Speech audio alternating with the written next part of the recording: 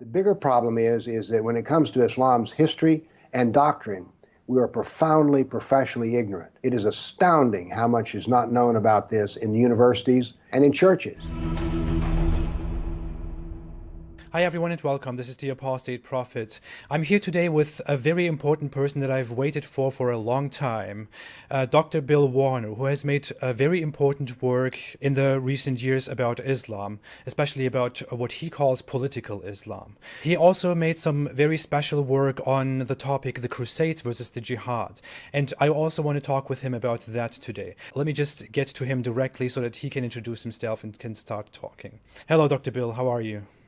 I'm doing very well and delighted to be here with you. Let me make a personal statement here. In my opinion, some of the biggest heroes on earth are those who leave Islam and then speak to the public, and you're one of those people who's a hero. Thank you very much. I appreciate that a lot. I want to come directly to your background. One of the most important things to get out of the way. You are a part of the science community. You have a PhD in a science field. Could you tell us more about your background? Well, we need to go back to when I was a child. I was raised in a very religious family, and the kind of Christianity we practiced was very text-based. That is, we were called Bible thumpers, as an example. So from a child of early age, preteen, I started studying the Old Testament and the New Testament. And so when I left home, one of the things I did was I became very interested in mysticism. And so my first contact with Islam was with a Sufi master. So I studied Sufism for about a year. But there were some things about it that I thought were dark corners that they didn't speak about. Later I would know these were jihad and Sharia. So I left. But as a professor, much later in life, I had many Muslim students. And I believe that to truly understand anybody, you need to know their religion, because religion shapes character, personality, morals, and even your history and your culture. So I read the Quran. I'd read it before, but only bits and pieces. And so then I read the whole thing from cover to cover. Then I read the life of Muhammad. And I went, whoa, we have a problem. So on 9/11, September 11th, 2001, when I saw the second plane hit the second tower, I said, this is jihad. Islam is here.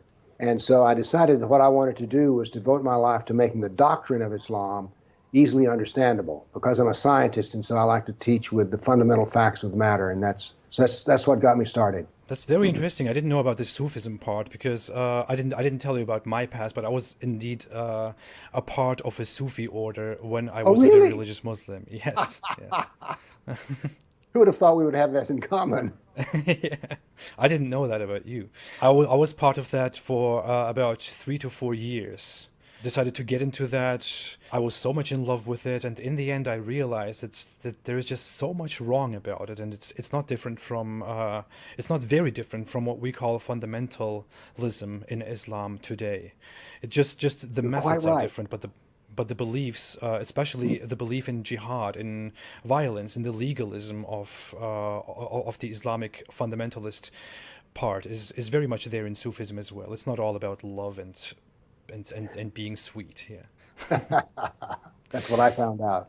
It wasn't really what you were doing professionally. So what gave you the enthusiasm to get into this and to take this title and to enlighten the world about Islam? Well, as I had read the Quran before, and I'd also read the Hadith and the Sirah, I realized that these were almost impenetrable for most people. That is, they weren't going to study them. And so I decided to try to put all the doctrine of Islam together, the Quran, the Sirah, and the Hadith, in such a way that anyone could understand it.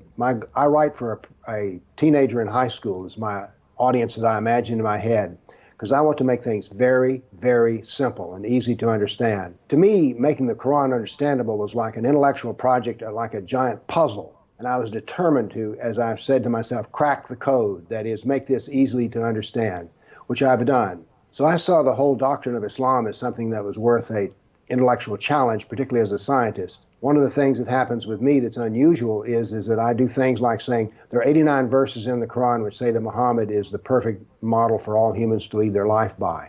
Or 51% of this, I talk in these summary percentages, because I write for a Western audience. My challenge was to make it very simple to understand. And let me say that having spent I don't know how many years in the universities, that the average professor does not write to be simple to understand.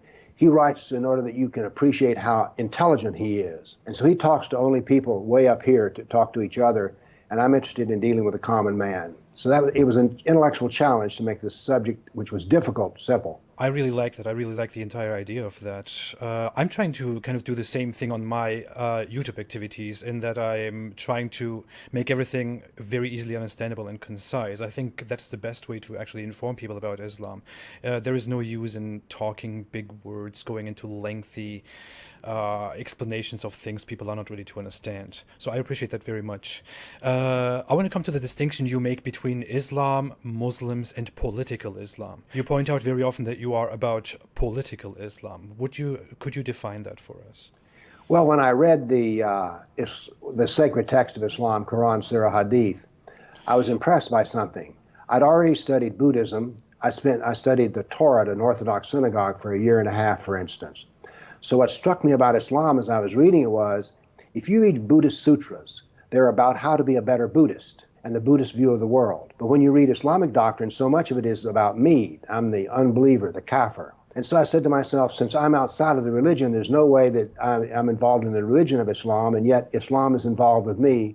So I call this interface between Islam and the non-believer political Islam, because it is not religious Islam. I consider religious Islam to be the practices that bring a Muslim to paradise and avoid hell. I want to come to something specific that you did before that I also have brought up at the beginning of this video. It's the Crusades against the Jihad. I want to watch this very quickly together. Whenever you're dealing with an apologist for Islam, or even a Muslim, and you bring up jihad, almost immediately they kick back to you, well, what about those terrible Crusades? Why, they're the moral justification for jihad. I mean, we're just as bad as they are, so let's not talk about jihad, okay? Let's talk about the Crusades. Well, what I would like to talk about here are facts. And it turns out I sat down and put together some work, and I created a database of some 548 battles that Islam fought, jihad battles against classical civilization. And these aren't even all the battles. It really doesn't say much about Africa and India, Afghanistan and all that. It's primarily the battles against the classical civilization of Rome and Greece. So I created something which I call a dynamic battle map, in which you have a display of the Mediterranean, and a white dot means that this 20-year period, that's a new battle. So every time the screen changes, it's 20-year period. And here it starts.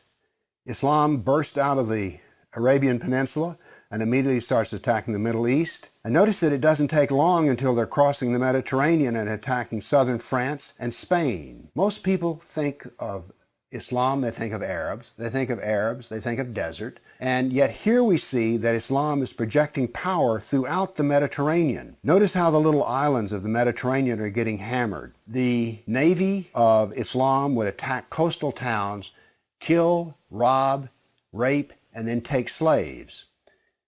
So this whole battle map, as it unfolds, you're seeing slaves being taken. Over 1 million slaves were taken out of Europe into the Islamic world. That's something you don't think about much, but it's absolutely true. There were over 200 battles fought in Spain alone. And we also see, however, on the east coast in Turkey, that Islam is trying to break into Europe. Now, what's going to happen is, in Spain, this ongoing fight that lasted for 400 years, the Christians are going to push back the Muslims. But now then, what has happened over in the east is that Constantinople has fallen, and now then Eastern Europe is getting hammered. The jihad now comes to Eastern Europe. It's pushed out now of Spain. Northern Africa is now completely Islamic. The Middle East is completely Islamic. This is all jihad, relentless jihad. And why is it so relentless? Well, Muhammad was relentless in his jihad. And these people are good students of Islam, and so it's against the kafir, on and on. It was traditional that when the Sultan came to power, the brand new Sultan, he would immediately try to launch new wars, because he was going to be noted in his Islamic history as to how well he fought against the kafir. So that's what the jihad looked like over that time period, 548 battles. But remember, when you bring up jihad, people want to bring up the Crusades. So I also prepared a dynamic battle map of all the offensive raids of the Crusaders. Let's watch it and make a comparison. And so it begins. The Crusades enter into Turkey and the Middle East. Battles go on, but aren't there far fewer than you thought there might be? And here we go, the last battles are fought, and that is the end of the Crusades. So now then we can talk about some facts. Yes, there were Crusades, but notice they ended centuries ago, and jihad is being practiced today. Jihad has been with us for 1400 years. There is no comparison between jihad and the Crusades. Certainly not a moral comparison. And when you're looking at the Crusades, remember, in one sense, all of the Crusades were defensive wars. Why? Well, as we saw on the first jihad map, it was Islam that came out of Arabia and conquered the Middle East, a Christian Middle East. And so the Crusaders were trying to free their Christian brothers and sisters from jihad. So there's no moral comparison at all. The motivation of the Crusaders was to free Christians. Their purpose of jihad is to enslave the kafir. The next time you hear somebody talk about, oh, those dreadful Crusades, you've seen some facts about the matter. Why don't you pipe up and tell them you don't really know the matter? Dr. Bill, I'll make it very simple. When I saw this for the first time, I thought this is the best thing I have seen so far on the Crusades versus the Jihad. It's very, very clear. It's all perfectly visualized so that even the least informed person can look at this and exactly understand what you mean, exactly understand what was going on, exactly understand why the whole discussion on, but we made the Crusades is entirely wrong. I want to discuss a bit further about that. Why do you think is it that people have this idea all the time that Europe should be held responsible for the entire Crusader story, while the world is entirely ignoring the vast history of jihad in the Islamic world that started before the Crusades and ended long after the Crusades? What we're dealing with here is a lack of rational thought. I'm a scientist, and so I base everything that I can on facts. These two videos, for instance, were made when I realized that I started doing some research, and a lot of work had been done earlier that I dug out. I think there were 548 battles that I cataloged. So then you have the problem of how do you display this information. I came up with this idea of the dynamic battle map. I also did this to educate Europeans and Christians as to why the condemnation of the Crusades. Well, there are things that should be condemned about it. But I think the other thing is that in the West, there's been a war between Catholicism and Protestantism. And I think the Protestants were some of those who brought in the evil Crusades idea because the Catholics, those involved in Europe, were Catholics. But now this is only a guess on my part. The bigger problem is that when it comes to Islam's history and doctrine, we are profoundly professionally ignorant. It is astounding how much is not known about this in universities and in churches. You can go to a church university and you'll discover that they don't teach anything about the death of Christianity. Never mind the Crusades. A large part of Christianity was annihilated, and yet Christians ignore this as well. So I find that Islam is the great subject which has not been studied in the way that it should by the common person. I would add to that, from my own experience, from my own knowledge, because I come from the Islamic world, I have lived in the Islamic world for over a decade, that the Islamic world also has this collective spirit. The Islamic world always wants to come together, never acknowledge their own faults, just as well in the case of Israel, for example, never acknowledge their own faults and want to spread this idea that the Islamic world was always right and all the others were always evil. Because of that, we can even see that in the Islamic world, in a world with 1,400 years of violent, bloody history of conquest, people can speak about how bad the Crusades were. Well, one of the things I've learned in dealing with Islam, because we have to go back to Muhammad here. Muhammad was never wrong. The Kafirs were always wrong. And this is something that I've learned, and I've debated with Muslims, and one of the things that I've learned is that Muslims are never wrong and Kafirs are never right. And I can't really understand Islam, because if I really understood Islam, I'd be a Muslim. So the fact that I'm not a Muslim is proof that I cannot understand it. Well, even if you understood Islam before, if you are an ex-Muslim, like in my case, it suddenly turns into you were never really a Muslim. You didn't really understand Islam. That's why you left Islam. It's never their fault. It's never Islam's fault. It's always my fault and your fault. So we agree. Yes. One other thing I want to come to is the subject of slavery. You have brought it up in the video already, but I think it's a very interesting topic. I spent a lot of time on my channel talking about that. In the West, we spent a lot of time focusing on the transatlantic slave trade, on how white people, how Europeans enslaved black people or enslaved the world. While Actually, if we look at history, if we study history carefully, we can see that the transatlantic slave trade was something pathetic compared to the slave trade in the Islamic world that started again long before the slave trade in the Christian world and ended also long after the slave trade in the Christian world. Well, first let me say that the university that I taught at for 8 years was historically a black college. So they were very sensitive to the concept of slavery. The only theory of slavery that was taught was the evil white man on the wooden ship. That's all that was allowed to taught about the origins of slavery. Once again, I had an intuition that slavery was much more endemic than just the evil white man on wooden ships. There is, by the way, an excellent book that has been written by John Azuma, who is an African, who has written on the effect of how Arab, he calls it Arab Islam, effect, something on slavery in Africa. Bobble the ball there, and I don't really remember the exact title of it. But there are now books which go into clearly the fact that it was Islam that was the slave trader. Let's go directly to the Sunnah of Muhammad. Muhammad had white slaves, black slaves, Arab slaves. He had sex slaves. He wholesaled slaves. He bought them and sold them wholesale. He prayed while slaves were tortured. Muhammad had personal slaves. We know that some of the slaves in his family were black because of the hadith. So what we have here is the fact that Muhammad was a slaver, and so therefore it is totally the Sunnah of Islam that slavery is acceptable. So there was slavery on the north coast of Africa, there was slavery on the east coast of Africa. So Islam is deeply involved in slavery. I think the last slave market was closed official slave market was in Mecca in 1962 or 4. By the way, here's an interesting thing. Do you know what the highest priced slave was in the Meccan slave market? A white woman. And why do we know that she was the most desirable? Well, Muhammad's favorite sex slave was described as Mary, who was fair of complexion, white. So therefore, it's the Sunnah of Muhammad that the best sex partner is a white woman. So if we're going to understand slavery in the world, we have to understand Islam. Now, by the way, there were more slaves. Islam is not responsible for all the slavery because when you, for instance, view the Native American tribes, they also had slaves. Every civilization had some form of slavery, whether it's serfdom or whatever else, where powerful people could get poor people to do rough, hard, dirty work. Just like we haven't fully faced the history of Islam, we have never faced the history of slavery. And so I find forbidden knowledge very attractive to me. That's the reason I study these things, I think. I'm not supposed to. Since you made such great points about the history of slavery, I want to add just a few things. It is historically recorded that in the Islamic world, especially among Arab slavers, slavers should hesitate in converting those slave nations to Islam, because in Islam you can only take someone as a slave, or according to Islamic rules, according to Islamic moral, you can only take someone as a slave if he is not a Muslim.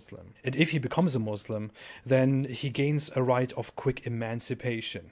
The slavers knew that all along, and that's why it is historically recorded that the slavers always prevented so-called slave nations, black Africans, from converting to Islam. Amen. And this shows us that there is absolutely something wrong, not only with slavery in the Islamic world, but in Islam, that caused all this mess with slavery. Another point I want to add is that it's also very historically recorded, and I believe you can confirm that the Islamic world was also widely involved in the transatlantic slave trade that we nowadays only want to blame on the European man. I want to jump from here into another topic which you love very much by now, I believe.